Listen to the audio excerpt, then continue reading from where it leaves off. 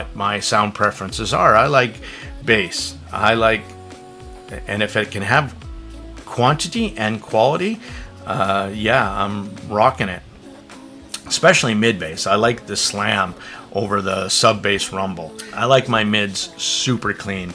Not a big fan of overly colored, overly thick, overly warm mids. Not a big fan of that mix. And highs that are very sweet and seem to be able to keep up without ever being overbearing or in your face. So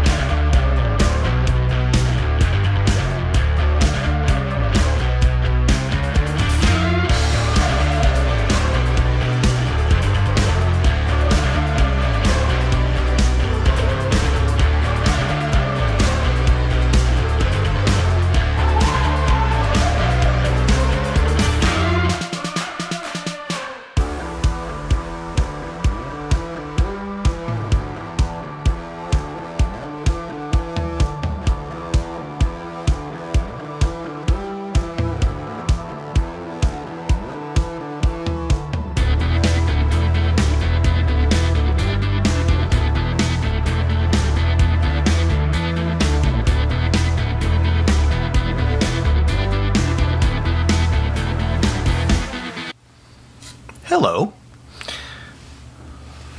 Letshouer's new little dongle called the DT03. You're lucky that I didn't actually have to scare you with, so you're lucky. An absolute gorgeous little presentation for this $89 dongle that showed up. Sound alive. Well, yeah. And man, oh man, you know what thing I was super impressed with? The little case comes with a branded Letshouer on it. Not sure if it's pleather. 3.5, 4.4, USB-C, a big light. The monk likes lights. And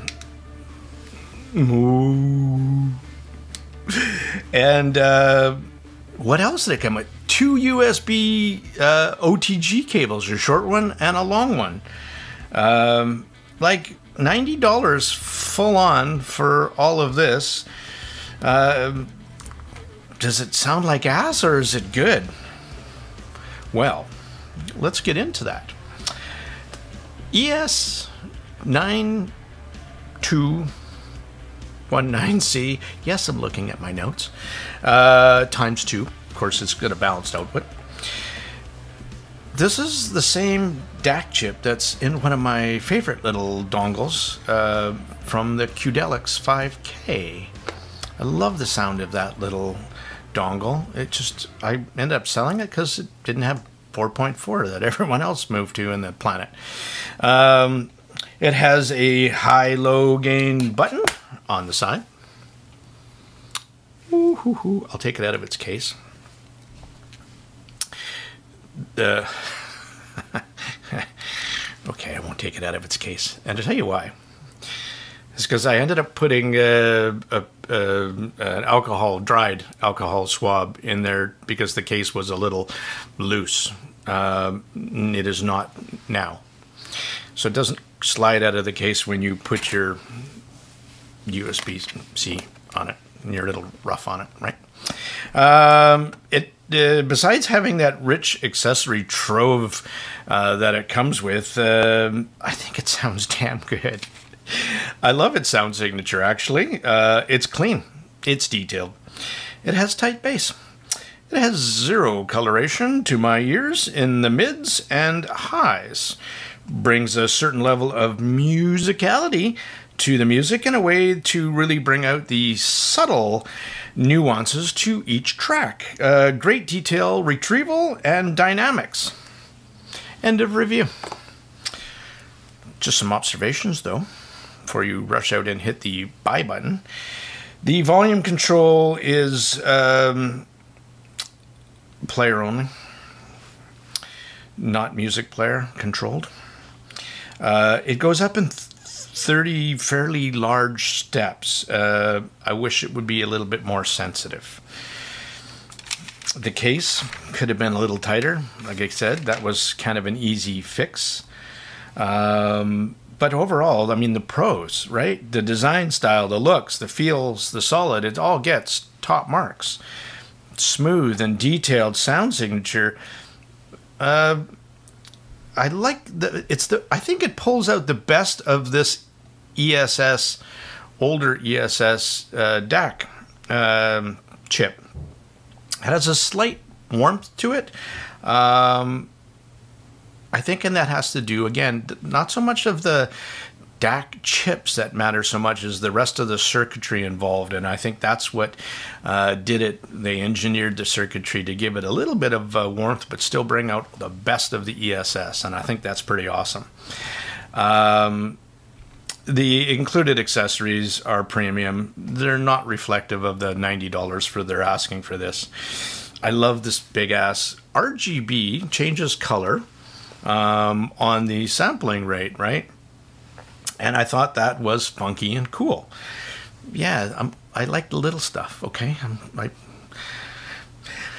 Some of the cons, though. That volume control could need some work. I wish it didn't go up so steep with each little click. I ended up getting it picking this thing, and I'm not sure if, I didn't get it with the other dongles, but I found it picked up a little bit of noise from my phone when I was doing button presses on my phone. And that just could have been the Samsung, I don't know. But I didn't get that on the EPZ TP50 because of that circuit that they have in there. So the LED is a little too bright at night. But those are not things to not recommend this dongle. Those are little stuff, right? In comparison, though, how does this thing do to other little dongles? Now, if you haven't seen the EPZ TP50, the gold brick, right? It basically has 2 buttons on it. It has a up and down.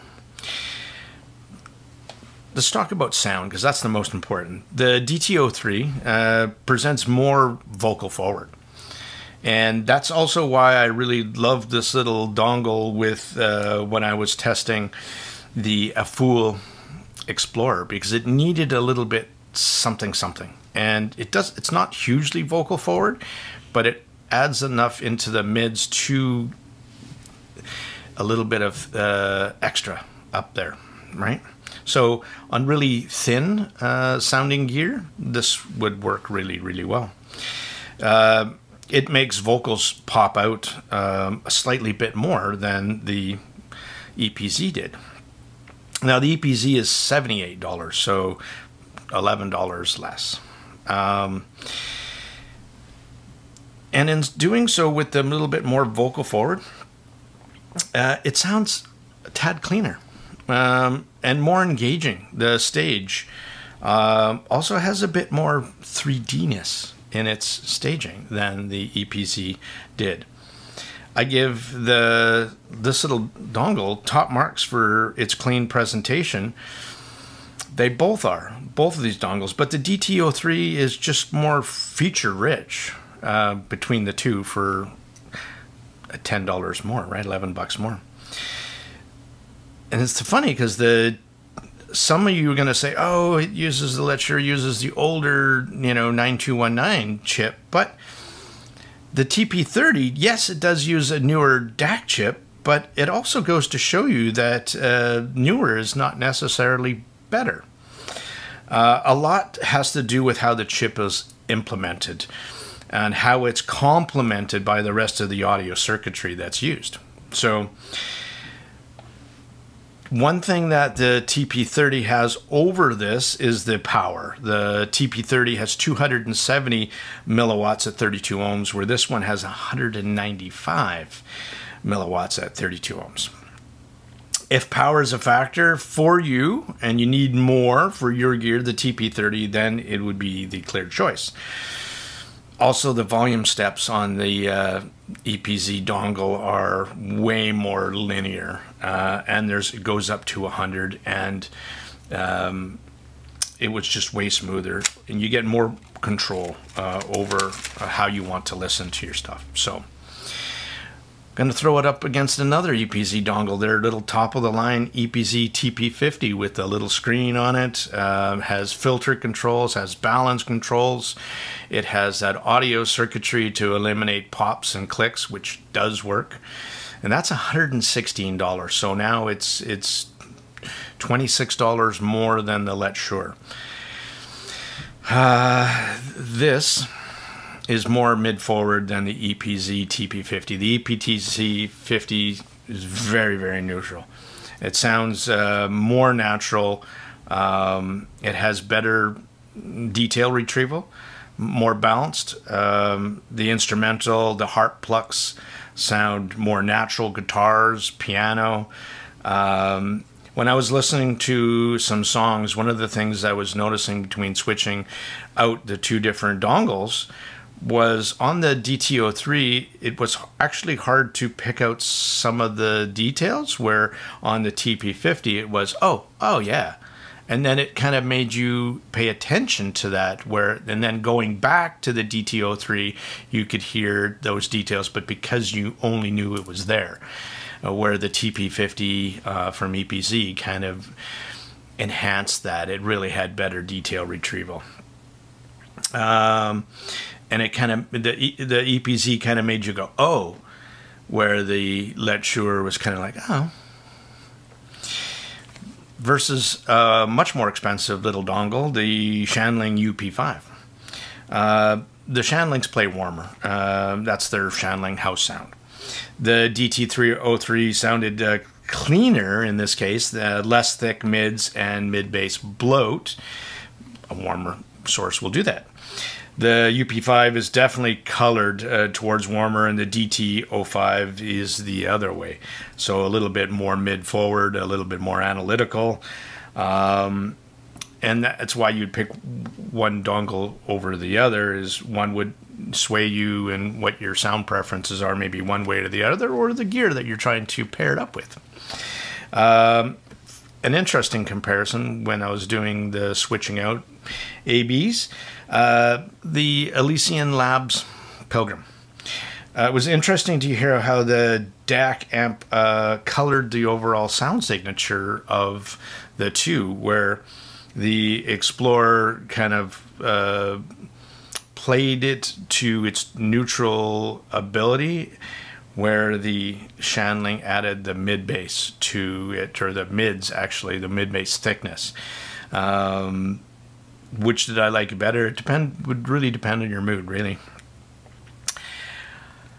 That's how I heard it, and comparison. So, I mean, overall, to sum this video up, I think this is a fantastic sounding little dongle. Yes, it has a couple shortcomings, but it's also well priced and well accessorized, and it looks good. It's small, it's lightweight, it has lots of power.